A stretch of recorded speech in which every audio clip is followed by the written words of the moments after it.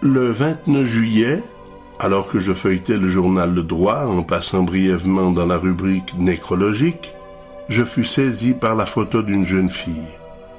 En effet, le visage de Mélanie Dubois, une jeune fille d'à peine 16 ans, à la fois me surprit et m'étonna.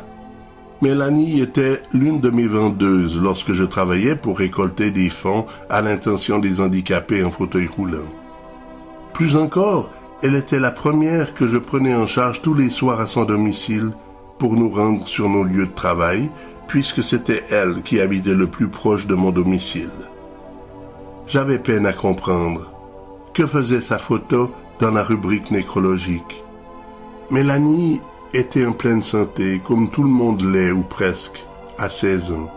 Alors pourquoi? Par la suite, je devais apprendre qu'elle avait été victime d'un accident à la fois bête et stupide. Le genre d'accident qu'il est difficile de prévoir, mais que les chauffeurs de gros poids lourds, eux, devraient prévenir en prenant leur virage de façon adéquate.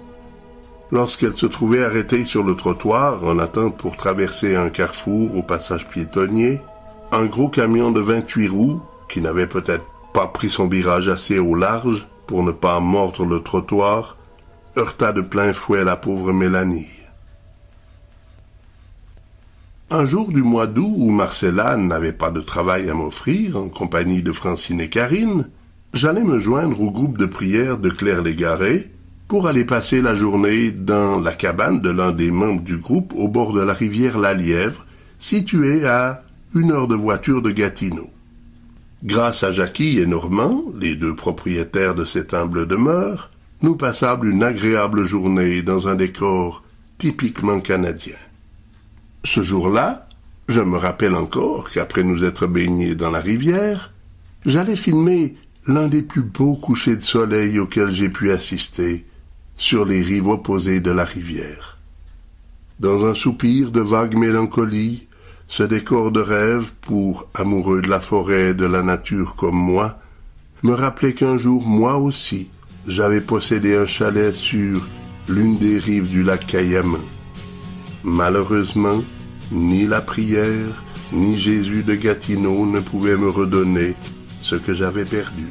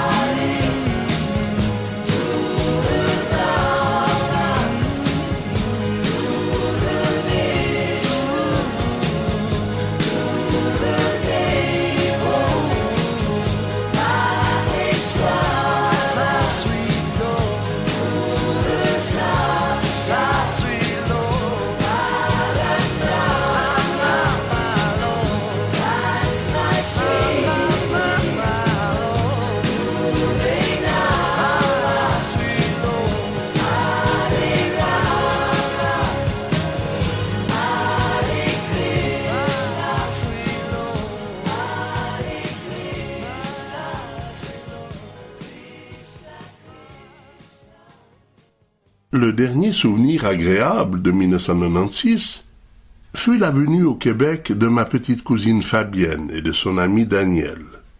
Sans doute que les 400 photographies qu'elle avait faites lors de ses vacances en 1992 avaient donné le goût à Daniel de venir découvrir ce beau pays qu'est le Canada au mois de septembre.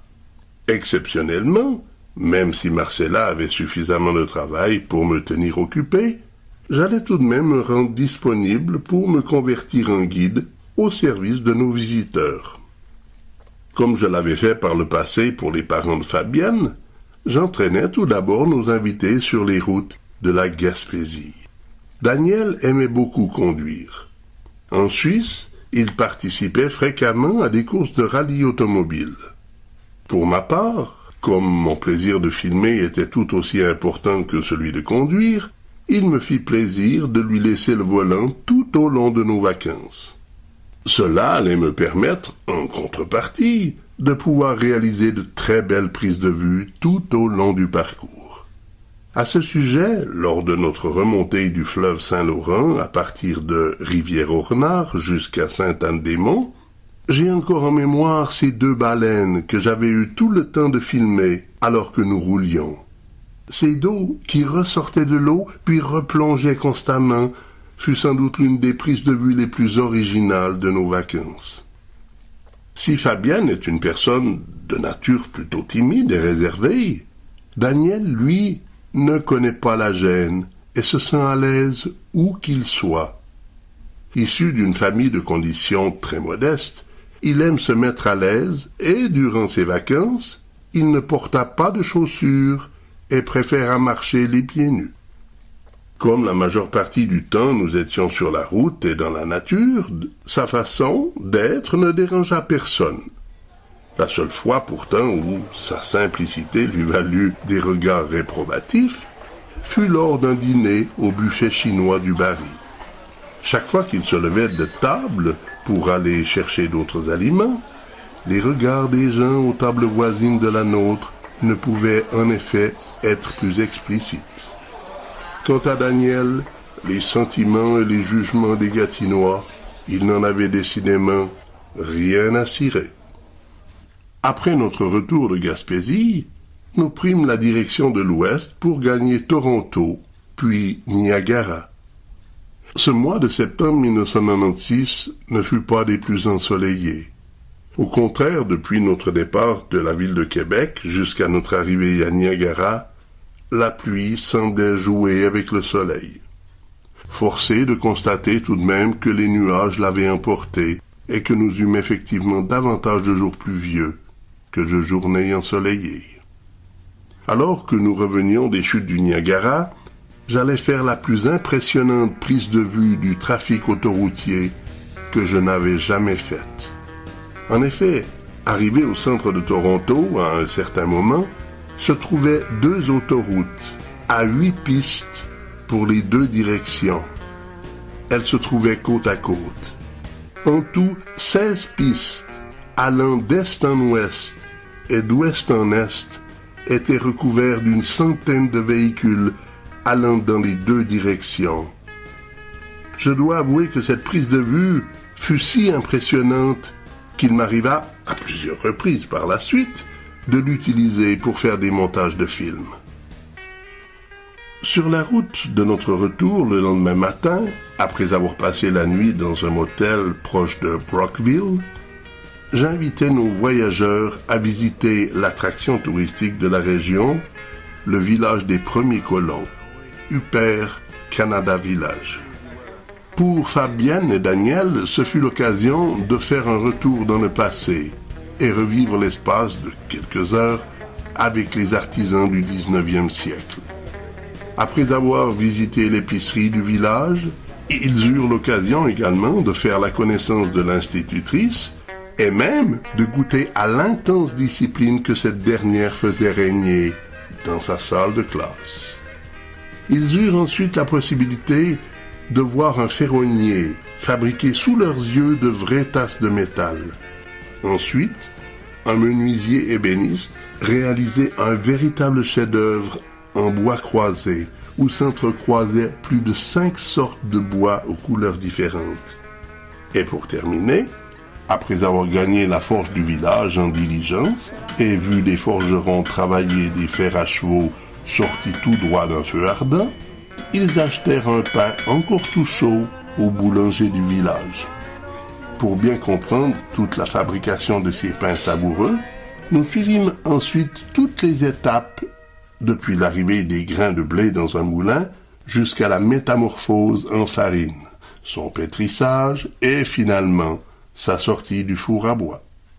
À mentionner que chaque fois que j'ai eu l'occasion de faire visiter Upper Canada Village à quelques personnes venues d'Europe, je regrette toujours de vivre à plus de 100 km de là pour ne pas avoir l'occasion, jour après jour, de pouvoir bénéficier de leur succulent pain.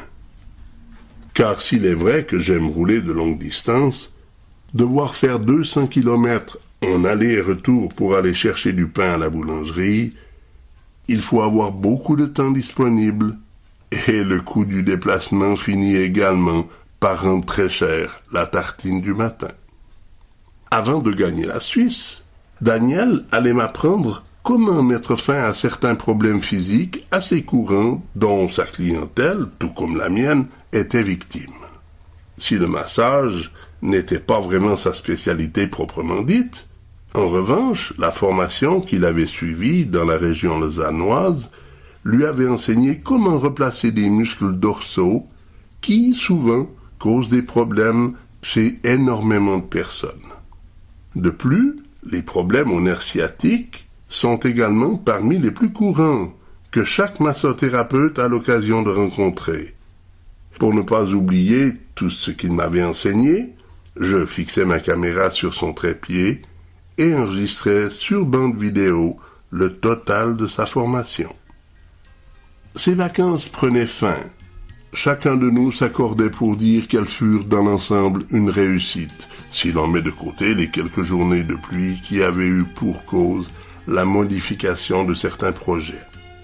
De mon côté, j'étais heureux d'avoir à mon tour, et en quelque sorte, servi de guide à Daniel en reconnaissance de son dévouement pour nous avoir fait découvrir, quelques années auparavant, la groute de Remonneau, dans le Jura français.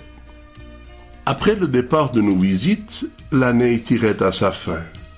Avec le paysagement réalisé à l'université au début de l'été, ma hanche gauche me faisait souffrir de plus en plus, ce qui ne me motivait guère pour inciter Marcella à m'offrir du travail. Aussi, je concentrais mes efforts dans mes soins de différentes thérapies. Dans le domaine de l'auricologie, le succès des bougies auriculaires suscitait beaucoup de réactions de la part des otorhinolaryngologistes. La crainte de ces derniers de voir leur échapper non pas des interventions nécessaires, mais au contraire de simples hygiènes des oreilles, allait les inciter à faire appel aux médias pour tenter de créer certaines appréhensions parmi le public. Une émission très populaire de Radio-Canada avait pour nom « La Facture ». Cette émission avait pour but de faire connaître au public certains agissements ou façons de procéder d'organismes ou d'entreprises frauduleuses. Si le fondé de cette émission avait eu pour résultat le triomphe de la vérité uniquement, tout le monde, à part les malhonnêtes, aurait été gagnant à 100%. Malheureusement, certains spécialistes ainsi que la mafia médicale se servaient intelligemment de cette arme médiatique pour exploiter la naïveté du public et ainsi mettre le bâton dans les roues aux naturothérapeutes. Dans toute profession, certains praticiens causent du tort aux autres par leur incompétence et leur manque de conscience professionnelle. Et c'est sans doute l'un des seuls points négatifs des libertés qu'offre le Canada, de pouvoir travailler dans un domaine jusque-là inconnu. En 1991, j'ai mis le feu aux poudres en popularisant les bougies Hopi lors du premier salon de la santé de l'Outaouais. J'ignorais alors qu'un jour, l'ordre des médecins finirait par craindre la rivalité au point de se servir de leur éminente connaissance pour discréditer l'auricologie. Elles en avaient fait du chemin, les bougies Hopi, depuis 1991. Pour faire croire au public que les bienfaits des bougies auriculaires n'étaient absolument pas fondés, ils utilisèrent la totale incompétence d'une femme qui s'était improvisée auricologue dans un marché aux puces de Montréal. Cette femme, de toute évidence, n'avait aucune notion de l'oreille humaine ainsi que des propriétés relatives au pouvoir des bougies. Pour discréditer l'auricologie, la médecine ne pouvait trouver meilleure candidate. Quant à moi, il est certain que si un seul ou une seule de mes élèves avait un jour répondu à mes questions d'examen avec une telle incompétence, il n'aurait jamais obtenu son diplôme. Cependant, cette femme qui reconnaissait tout de même ne jamais avoir suivi de formation, et mieux encore, ne pas voir du tout la nécessité d'avoir à apprendre quoi que ce soit concernant l'hygiène des oreilles avec les bougies auriculaires, venait de porter un méchant coup à la thérapie du docteur Jean-Claude Rodet.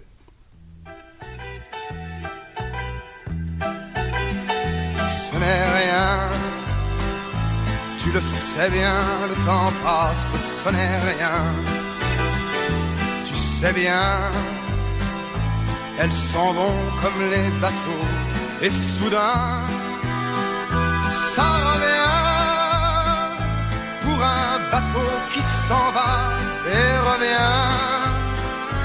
Il y a 1000 coquilles de noix sur ton chemin qui coulent, c'est très bien. Et c'est comme une tourterelle qui s'éloigne à tire d'aile en emportant le duvet qui était ton lit un beau matin. Et ce n'est qu'une fleur nouvelle et qui s'en va vers la grêle comme un petit radeau frêle sur l'océan. Ce n'est rien, tu le sais bien, le temps passe, ce n'est rien. Tu sais bien, elles s'en vont comme les bateaux, et soudain, ça prévient, comme un bateau qui revient, et soudain, il y a 1000 sirènes de joie sur ton chemin, qui résonnent, et c'est très bien. Et ce n'est qu'une tourterelle qui revient à tire d'aile en rapportant le duvet qui était ton lit un beau matin. Et ce n'est qu'une fleur nouvelle et qui s'en va vers la grêle comme un petit radeau frêle sur l'océan.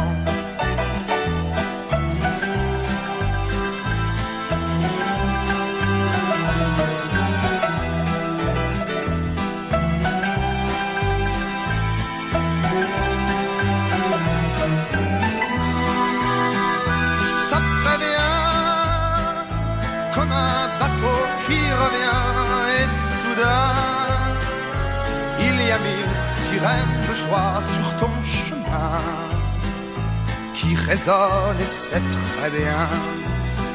Et ce n'est qu'une tourterelle qui reviendra à tire d'aile en rapportant le duvet qui était son lit un beau matin. Et ce n'est qu'une fleur nouvelle et qui s'en va vers la grêle comme un petit radeau frêle sur l'océan.